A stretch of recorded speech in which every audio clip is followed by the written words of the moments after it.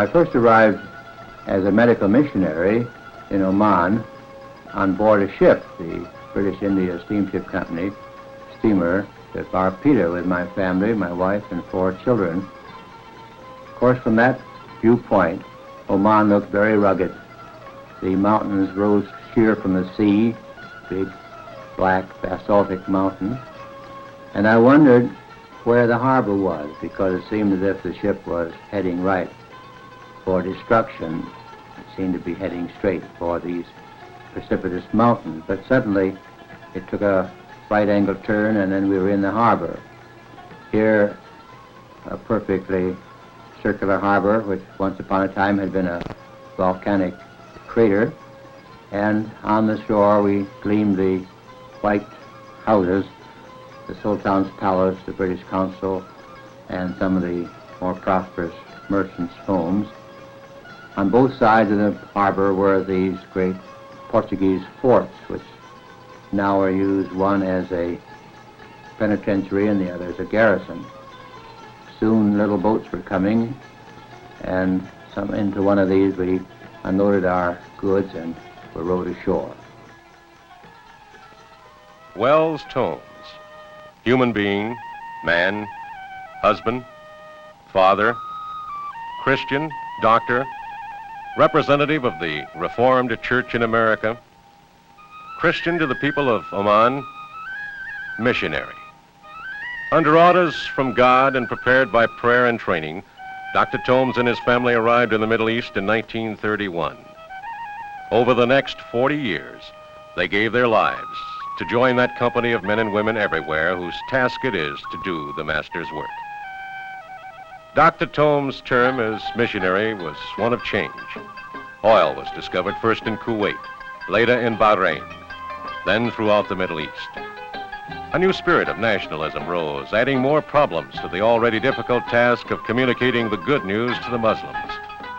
Standards of living around the world were raised, making the poor health conditions of undeveloped nations such as Oman stand out more acutely. Supporting Christians began to question some aspects of mission work. This also changed the spirit and style of missionary endeavor around the world. Dr. Tomes' work in Oman spanned 4 decades of such radical change. He reminisced about his life in Oman in an interview recorded shortly before his death. The country looks forbidding and severe and desolate, but these people are very friendly people. The food comes mostly from the sea. The Omanis use nets and lines and hooks, and this is a very inefficient way to harvest the great riches of the sea. Their date gardens, their date palms provide dates, and this is their second source of food. Third source of food is their goats and sheep, as well as rice, which is imported, and a certain amount of wheat, which is raised. There are areas where the land is rich if they get rains. On the high mountains in the interior, they get a higher rainfall, and this water flows down to the valleys and is caught in the springs, and the ancient Persians built underground waterways. They're called feligs in the country, and there you have the beautiful oases where the fruit trees grow. Muscat is considered by some people the hottest country in the world. I think one of the stories that describe the constant heat of the summer is that the Dykes were once given a hen as a present, and they put it in a little room under the house, and they had it for their Sunday noon dinner. A couple of weeks later, they heard a beep, beep, beep sound in that room and went in and found 2 little chicks that hatched out from eggs that had not been sat on for 2 weeks. The temperature had been so close to the temperature of an incubator that it didn't need a hen to hatch these chicks out.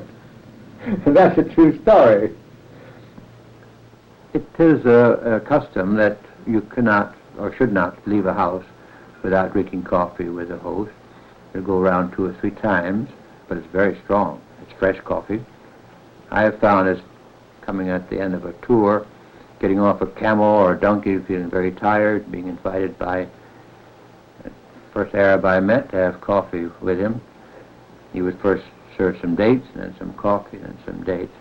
Combination of the quick pickup from the carbohydrates and the dates and the stimulating caffeine effect would really pep us up. Mission work today changes, as all things must.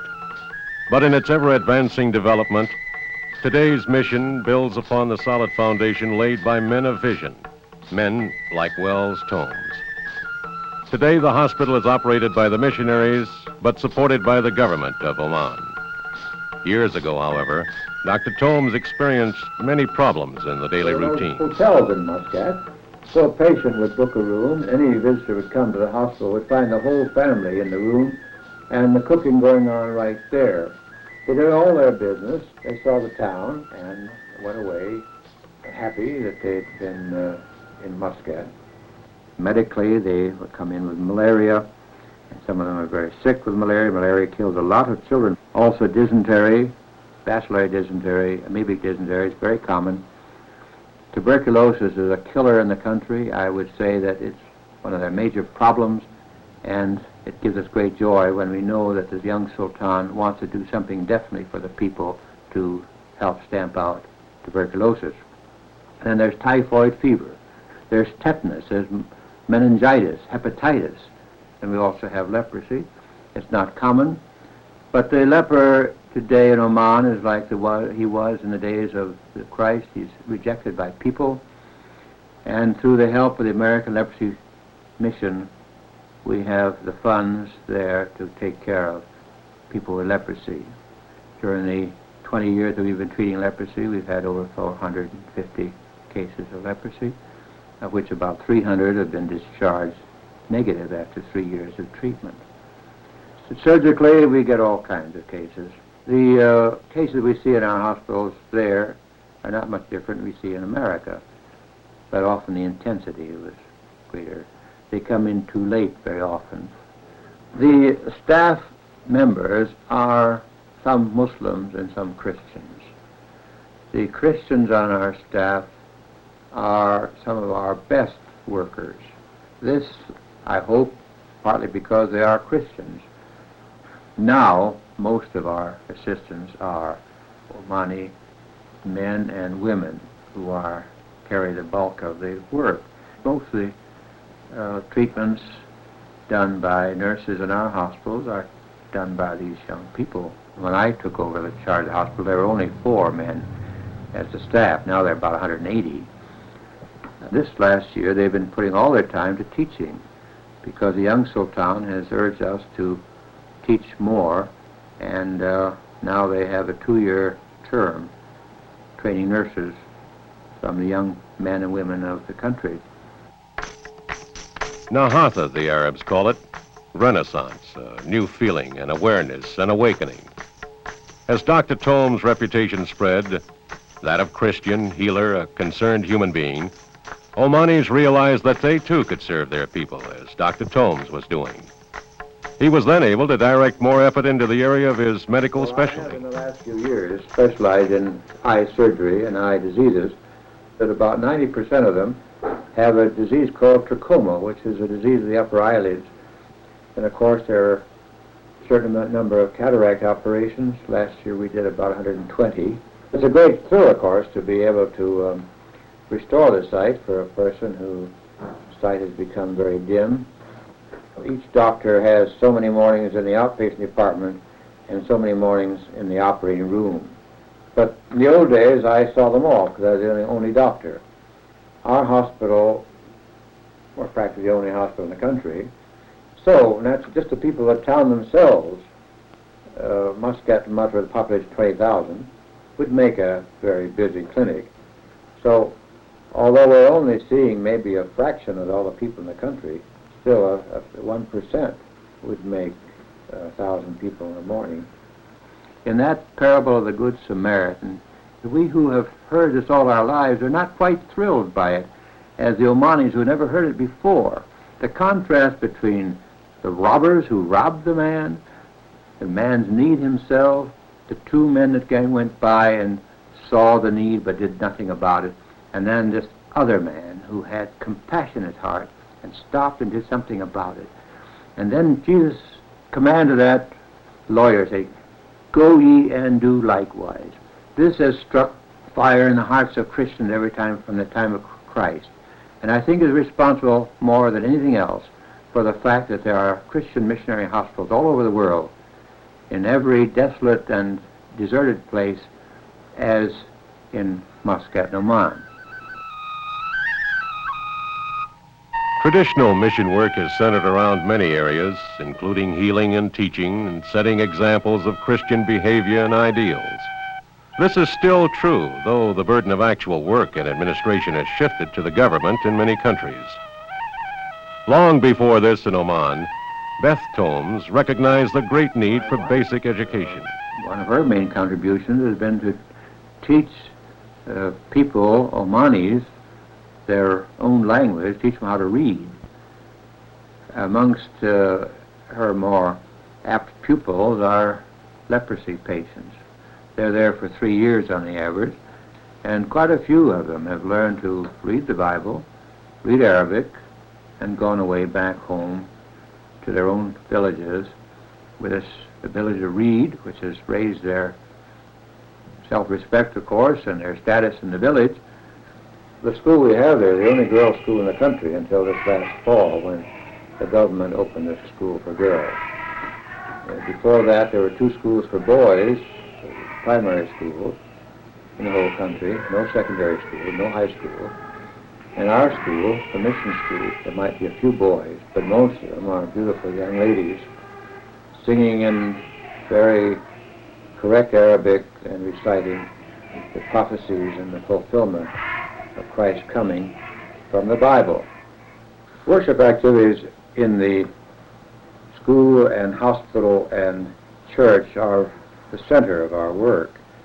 In the hospital, we have prayers before starting our morning clinic. Then on Sunday morning at about 11 o'clock, we used to have a service that people could come to, and then a prayer. Sunday mornings, at 9:30 usually, there's a service in the Muscat Chapel.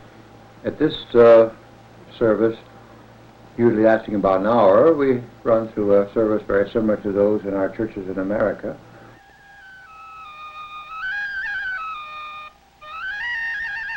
In the hospital, it's usually the Omani Christians who are in charge and decide who's going to do the speaking. The program is more and more in the hands of the locals. We think that's good. The fervor of nationalism is a dominant force throughout the Arab world today. Dr. Tomes was part of that era, exhorting Omani men and women to heed the call of Jesus, healing, treating the sick, setting examples of Christian love. We have home singing, and I remember my father and mother often play the old Moody and Sankey hymns, of which one of them was Trust and Obey. It didn't impress me so much when I was a teenager or in college or my early years, but gradually these 2 words came through to me, trust and obey. There's no use working out there unless we believe he is what he said he was, the Son of God, and that he is the head, that he runs the show. So trust and obey, these 2 words I like to leave with other people. Of course, I'm sure the chief witness is whether we act like Christians, and this is the hardest part of life in the push and pull and tension of work. It's been told to us that acts of my father, Dr. Paul Harrison, Dr. Husingfeld, and nurses on the staff have really influenced young men or women to want to become Christians. My regrets as I look backward is that I didn't take enough time just to share my beliefs as I could. The opportunities for a surgeon or a nurse or a technician to still share his faith and to witness in a quiet, effective way are still there. Because with all the people coming, most of them are coming with need. And a person who really believes that Jesus Christ, his Lord and Master, is able to meet all these needs, is going to share that with others. I like what Dahkani said. Hassan Dahkani wrote that book, Design of My Life. He's a convert in Iran, and now he's the bishop in Isfahan. And he wrote and said, don't stop telling the Muslims this wonderful truth, because then you're cheating them. You're not sharing the best you've got. And it's their right to hear, and it's your duty to tell if you believe it's the truth. Wells How Combs, to define- missionary of the Reformed Church in I America. had so many happy moments. The work continues. My wife and I look back. The need and continues. think of how wonderful it was that we were Prayer and sacrificial support will ensure the fulfillment of the needs of others in Oman, or Kuwait, or India, America, Ethiopia, wherever the love of Jesus is Very carried. often this talk goes around to who we serve and why we've come there and what we're doing, what is the meaning of our message. And I think it's in these periods when we get further in understanding, in dialogue. Now it's on us. We can't just say we've made a speech and that's it, sort of rest on the laurels. It's got to be more of a heart-to-heart dialogue. You tell, they can hear, the acceptance is up to the individual, whether it be in America or anywhere else.